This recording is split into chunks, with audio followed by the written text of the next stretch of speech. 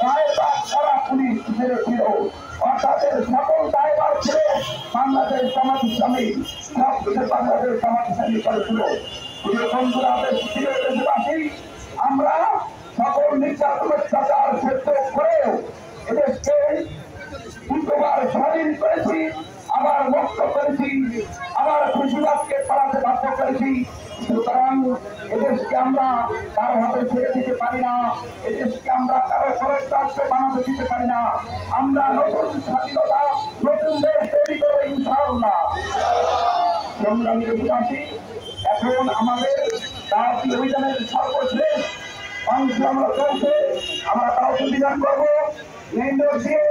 আমরা যখন যাবো গাড়ি চলাচল বন্ধ করবেন না, আমাদের মিছিল লোকাল দুদিক থেকে আমরা সহযোগী সদস্য খরচ করাবো এবং আমাদের গাড়ি আমরা সকলে যাবো মাঝখান দিয়ে একটি রোড করতে চান। আমরা দক্ষিণ দিকে যাবো ইনশাআল্লাহ। আপনাদের সকলকে সুশৃঙ্খলভাবে শান্তিপূর্ণভাবে আমাদের দাওয়াতি অভিযান পরিচালনার জন্য আহ্বান জানিয়ে আমার কথা এখানে শেষ করছি।